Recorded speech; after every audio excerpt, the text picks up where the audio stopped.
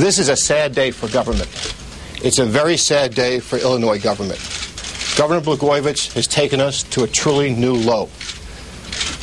Governor Blagojevich has been arrested in the middle of what we can only describe as a political corruption crime spree.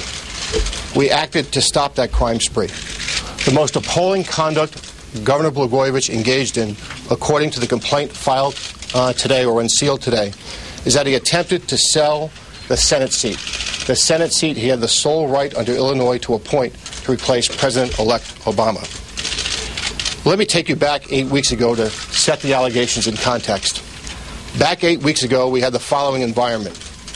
There was a known investigation of the Blagojevich administration that had been going on for years involving allegations of pay-to-play conduct and corruption.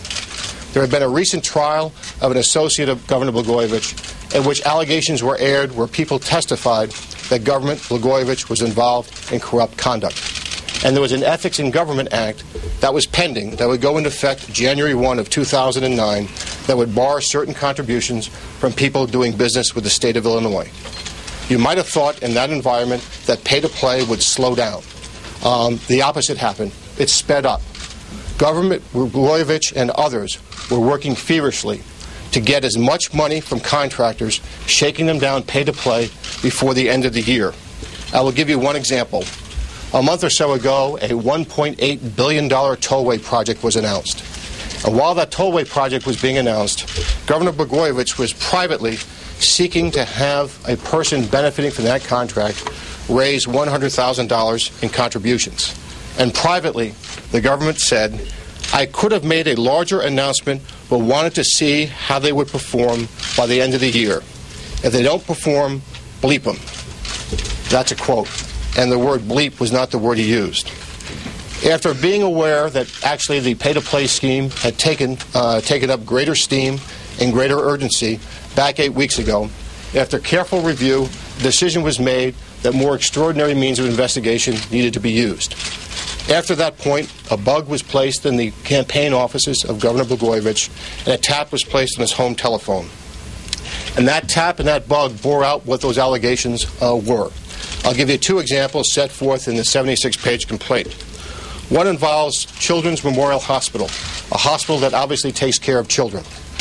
At one point, the governor awarded funding, reimbursement funding, to that hospital to the tune of $8 million. But he also indicated privately that what he wanted to get was a $50,000 personal contribution from the chief executive officer of that hospital.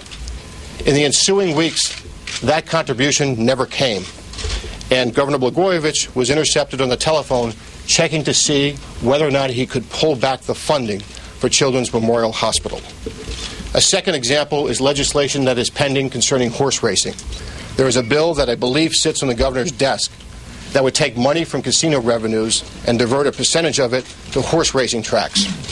While this was pending, the interceptions show that the governor was told that one person who he was seeking to have raise $100,000 also was working with a person who was seeking that money to have a bill pending. And the governor was told that the person who wanted that bill, from whom they wanted money, was told the following, that he needed to get his contribution in. And the quote was, look, there is a concern that there is going to be some skittishness if your bill gets signed because of the timeliness of the commitment, close quote.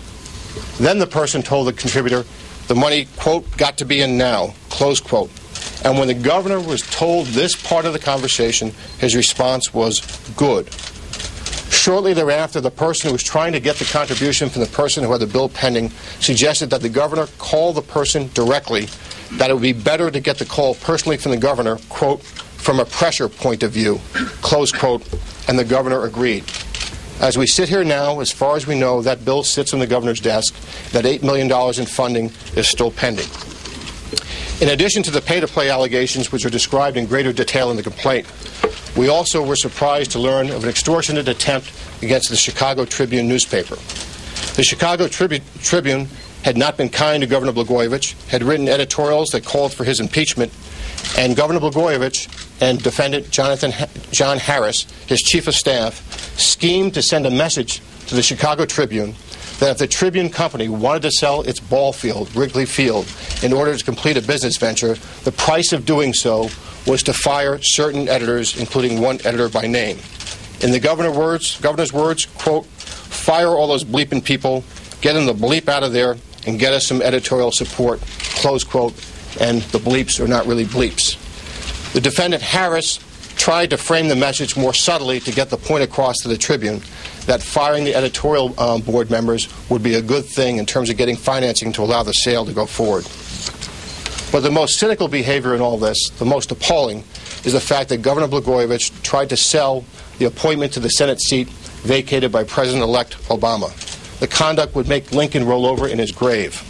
The governor's own words describing the Senate seat, quote, it's a bleeping valuable thing, you just don't give it away for nothing, close quote.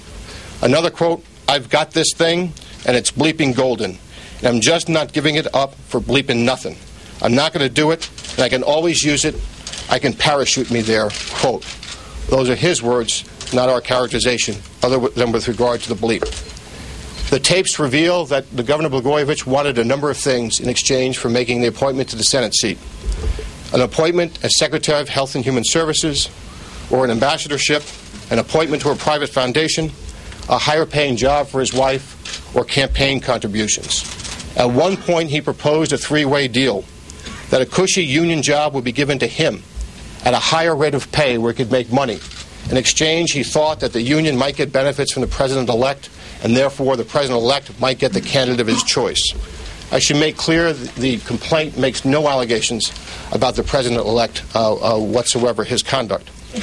This part of the scheme lost steam when the person that the governor thought was the President-elect's choice of senator took herself out of the running. But after the deal never happened, this is the governor's reaction, quote, they're not willing to give me anything but appreciation. Bleep them, close quote. And again, the bleep is a redaction. What I should also talk about is that in another event, somebody else approached the governor, and the governor's understanding of this approach was that in exchange for an appointment to the Senate seat, he would receive campaign contributions.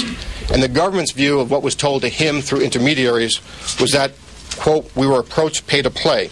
That, you know, he raised me $500,000, and the other guy would raise $1 million if I made him senator, close quote.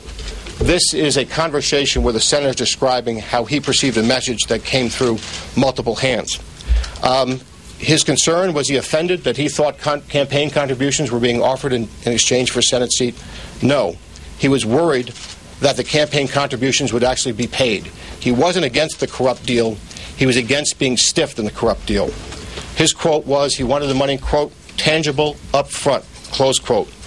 He told someone who was his intermediary, quote, some of this stuff's got to start happening now, right now, and we got to see it, close quote.